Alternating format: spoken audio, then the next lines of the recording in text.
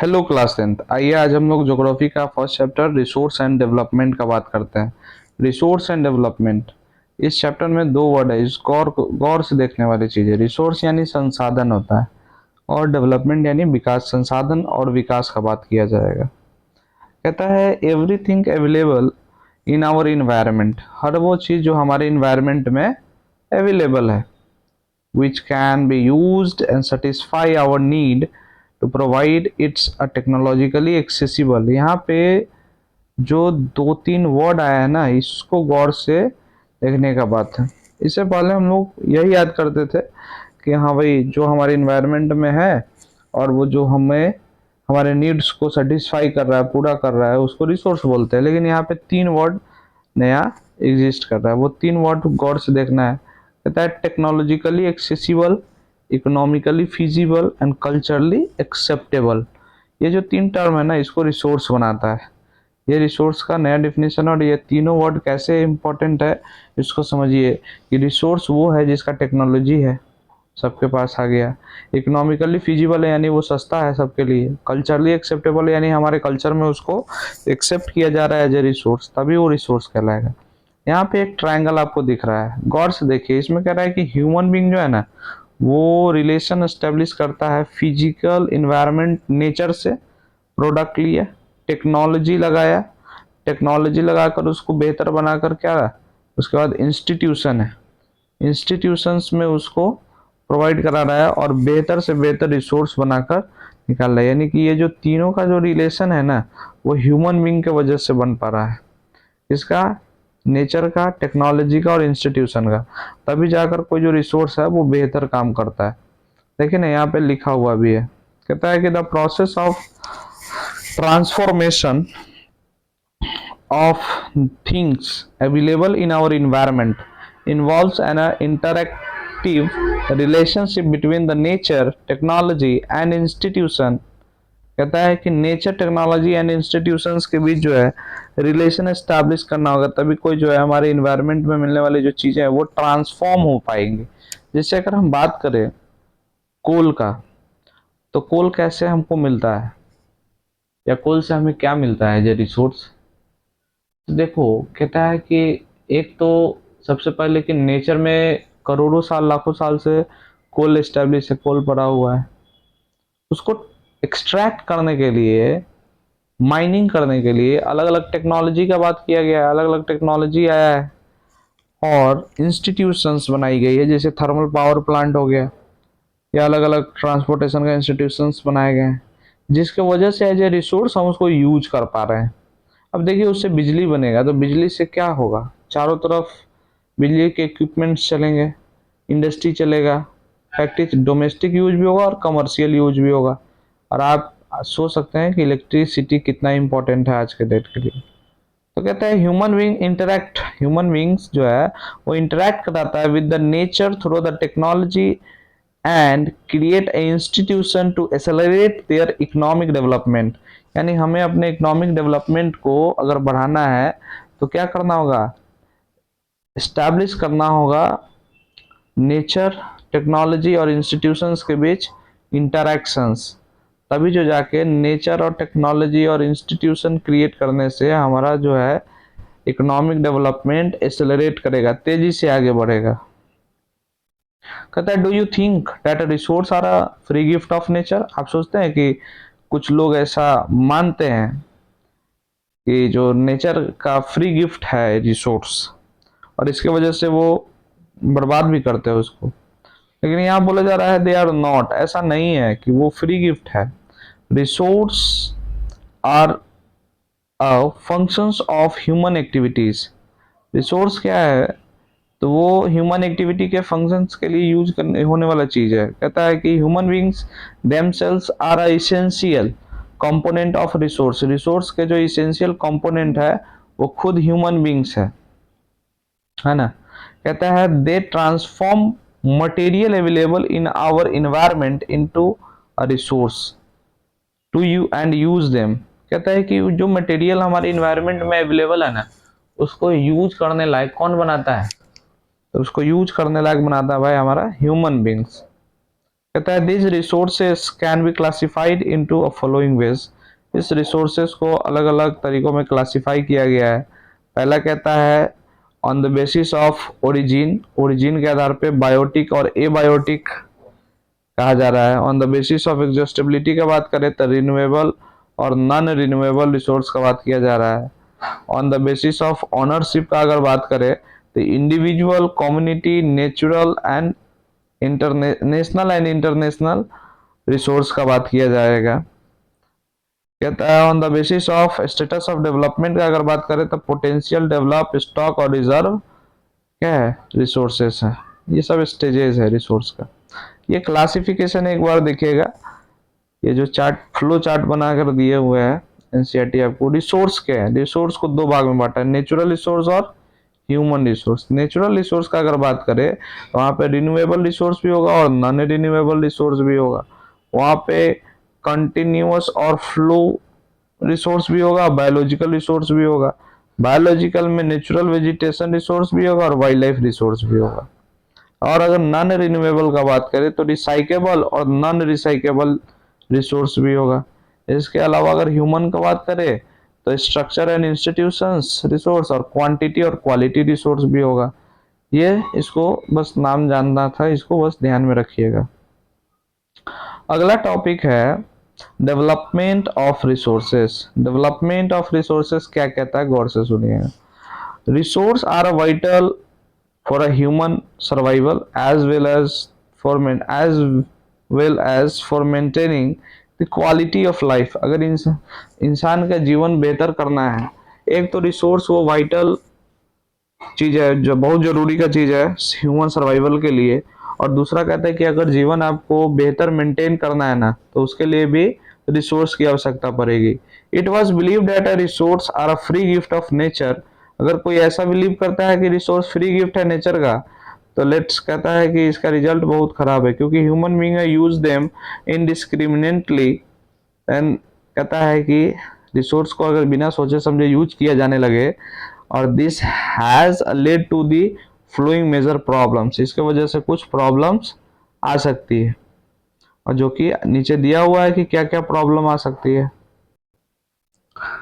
यहाँ पे क्या कह रहा है, पहला depletion of resource for the satisfying the greed of a few individual. कुछ लालची लोगों की जरूरत को पूरा करने की वजह से क्या हो जाएगा, हमारा रिसोर्स डिप्लीशन मोड में जा रहा है, यानी खत्म हो रहा है। अगला कहता है accumulation of resource in a few hand. अगर जो रिसोर्स है उसका एक्यूमुलेशन हो जाए, यानी कि ऐसा हो कि कुछ ही लोगों के हाथ में अगर वो रिसोर्स आ जाए, तो हमारा समाज दो भागों में बढ़ जाएगा। एक जिसके पास रिसोर्स होगा और दूसरा जिसके पास रिसोर्स नहीं होगा। तो हमारा समाज कैसा बढ़ेगा, एक रिच एंड दूसरा पुअर लोग हो जाएगा। अगला कहता है indiscriminate exploitation of resource has led to a global ecological crisis such as global warming, ozone layer depletions and environmental pollution का बात करता है, land degradation। अगर हम सोच समझ के रिसोर्स को यूज नहीं करेंगे तो ये हमारे लिए ग्लोबल इकोलॉजिकल क्राइसिस ला सकता है, जैसे कि ग्लोबल वार्मिंग हो, ओजोन लेयर डिप्लीशंस हो, या इन्वायरमेंटल पॉल्यूशन फैले, या लैंड डिग्रेडेशन हो। ये सब कुछ हो सकता है। कहता है कि an equitable distribution of resource has become essential for a sustained quality of life and a global peace। यानी कि विश्व शांति के लिए ये जरूरी है कि जो आपका रिसोर्स है उसको इक्विटेबल डिस्ट्रीब्यूशन में बांटा जाए, सबके पास वो चीज पहुंचे, ताकि सबका जीवन बेहतर हो सके, क्वालिटी ऑफ लाइफ बेहतर हो सके। कहता है if the present trends of resource depletions by a few individual and countries continues, the future of our planet in nature। जिस रफ्तार से हमारा रिसोर्स खत्म हो रहा है, या जिस रफ्तार से इंडिविजुअल्स लोग जो है या कंट्रीज जो है यूज कर रही है रिसोर्सेस को, या बर्बाद कर रही है, डिप्लीट कर रही है, उसके हिसाब से अगर आगे चलता रहा तो हमारा धरती डेंजर में है। कहता है therefore a resource planning is essential for the sustainable existence of all forms of life. इसलिए जरूरी है कि सस्टेनेबल डेवलपमेंट का बात किया जा रहा है, सस्टेनेबल एग्जिस्टेंस का बात किया जा रहा है, है ना। Sustainable existence is an component of sustainable development. आइए देखते हैं सस्टेनेबल डेवलपमेंट क्या होता है। गौर से देखिए क्या लिखा हुआ है। कहता है कि sustainable economic development means development should take place without damaging the environment. यानी डेवलपमेंट हो लेकिन किसका डैमेज नहीं किया जाए, इन्वायरमेंट को डैमेज नहीं किया जाए। And development in the present should not be compromised with the need for the future generation। यानी आज के डेवलपमेंट के लिए जरूरी नहीं है कि इतना रिसोर्स हम लोग यूज कर जाए कि हमारे फ्यूचर जनरेशन के लिए हो ही नहीं, उनके जरूरत को पूरा करे ही नहीं, तो इतना भी नहीं यूज कर जाना है। आइए नेक्स्ट अपना टॉपिक है ये रियो डी जेनेरियो जगह अर्थ समिट हुआ था 1992 में। इसको भी ध्यान से सुन लेंगे क्या लिखा हुआ है इसके बारे में। इन 1992 यानी 1992 का बात है, more than 100 heads of the state meet Rio de Janeiro in Brazil. Rio de Janeiro summit earth summit में ब्राजील में लोग 100 से भी अधिक स्टेट्स के जो हेड हैं वो पहुंचे थे वहां पे। फर्स्ट इंटरनेशनल अर्थ समिट था ये, दुनिया भर में फर्स्ट इंटरनेशनल अर्थ समिट था। कहता है कि the summits was convinced for addressing the urgent problem of environmental protection and socio-economic development at the global level। यानी कि विश्व स्तर पे जो प्रॉब्लम आ रहा था इन्वायरमेंटल प्रोटेक्शन का, उसका बात किया गया, और दूसरा सोशियो इकोनॉमिक डेवलपमेंट के ऊपर बात किया गया। कहता है the assemblies leaders signed the declaration of global climate change and biological diversity. वो लोग इस चीज को ना माना कि हाँ भाई ये ग्लोबल इकोलॉजिकल क्राइसिस तो आ रहा है, क्लाइमेट चेंज भी हो रहा है, बायोलॉजिकल डाइवर्सिटी भी है। तो कहता है रियो de Janeiro conventions endorsed the global forest policies and adopted agenda 21। यहाँ पे सब लोग एक एजेंडा 21 को एक्सेप्ट किया है। और एजेंडा 21 क्या बोलता है कि फॉरेस्ट प्रिंसिपल है, ग्लोबल फॉरेस्ट प्रिंसिपल, यानी दुनिया भर में इस तरीके का जो लॉ बनाया गया वो माना जाएगा। और एजेंडा 21 सबको ही अपने अपने यहाँ achieving this sustainable development in the 21st century. और कहता है सब लोग अपने यहाँ जो है एजेंडा 21 का बात करेंगे और वहां पे अपने लिए लॉ बनाएंगे। एजेंडा 21 है क्या, ये देखिए यहाँ पे जो है एजेंडा 21 के बारे में दिया हुआ है। कहता है it is a declaration sign by the world leaders in 1992। कहाँ पे, कहता है United Nation conference on environmental development UNCED में लिया गया था, which took place Rio de Janeiro in Brazil. Brazil में Rio de Janeiro earth summit हुआ था, वहां पे लिया गया था। इट एम, अब देखिए रियो डी जेनेरियो में जो 21 एजेंडा 21 का बात किया जा रहा है उसका एम क्या है। कहता है कि it aim at the achieving a global sustainable development. Global sustainable development का बात कर रहा है। It is an agenda to combat environmental damage,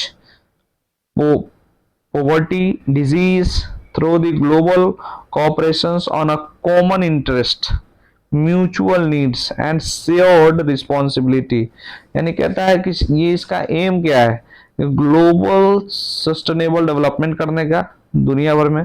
दूसरा कहता है कि एजेंडा कॉम्बेट करना है कि इन्वायरमेंटल डैमेज हो रहा है, पॉवर्टी है, डिजीज है, थ्रू द ग्लोबल कोऑपरेशन, यानी दुनिया भर का लोग एक साथ आकर इस चीज को कोऑपरेट करे और इस चीज को दूर करने में मदद करे। One major objective of the agenda 21 is that every local government should draw its own local agenda 21। और एजेंडा 21 का एक खास बात यही था कि उसमें यह आह्वान किया गया था कि हर वो व्यक्ति अपने यहाँ यानी लीडर्स जाएं अपने देश में और वहां लोकल लेवल पे एजेंडा 21 को अप्लाई करने का बात करें। अगला नेक्स्ट टॉपिक है हम लोग का रिसोर्स प्लानिंग, यानी रिसोर्स को प्लानिंग कैसे करना है, रिसोर्स प्लानिंग क्या होता है इसके बारे में कहता है। Planning is the widely accepted strategy for the judicious use of resource, यानी कि अगर रिसोर्स को बेहतर रूप से यूज करना है ना तो स्ट्रैटेजी बनाना जरूरी है। इट कहता है it has important in the country like India, और भारत जैसे देश में तो ये और भी जरूरी है, which has enormous diversity in the availability of resource, जहाँ पे रिसोर्स की अवेबिलिटी में इतना डाइवर्सिटी है कि आप देख सकते हैं कहीं पहाड़ है, कहीं पठार है, कहीं नदी है, समुंदर है, तो सब जगह अलग अलग रिसोर्स है। तो क्योंकि अलग अलग जगह पे अलग अलग क्लाइमेट भी है और इतना बड़ा लैंड मास का देश है, तो यहाँ पे अवेबिलिटी ऑफ जो रिसोर्स है वो बहुत ज़्यादा डाइवर्सिफाई है। कहते हैं कि there are a region which are rich in a certain type of resources but are a deficient in some other. कहता है कि कहीं पे कोई रिसोर्स है लेकिन दूसरे जगह वो रिसोर्स नहीं है या बहुत कम है। There are some regions which can be considered self-sufficient in terms of the availability of resource, and there are some regions which has a acute shortage of some vital resource। कुछ ऐसे जगह है जहाँ पे वो रिसोर्स जो है खुद में जो है सेल्फ सफिशियंट है यानी पर्याप्त है, लेकिन बहुत सारे ऐसे जगह है जहाँ पे एक वाइटल रिसोर्स का भी कमी है। फॉर एग्जाम्पल अगर बात करें, कहता है the state of Jharkhand, Chhattisgarh, Madhya Pradesh are rich in minerals and coal deposit. Arunachal Pradesh has abundant of water resources but lack of infrastructural development। कहता है कि यहाँ पे आप देखिए कि स्टेट जैसे झारखंड, छत्तीसगढ़, मध्य प्रदेश जो है रिच इन मिनरल्स है और कोल डिपॉजिट के मामले में, लेकिन कहता है कि Arunachal Pradesh has abundant of water, वहाँ पे पानी का कोई कमी नहीं है, बहुत पानी है, लेकिन वहाँ पे इंफ्रास्ट्रक्चर नहीं है, लैक ऑफ इंफ्रास्ट्रक्चरल डेवलपमेंट।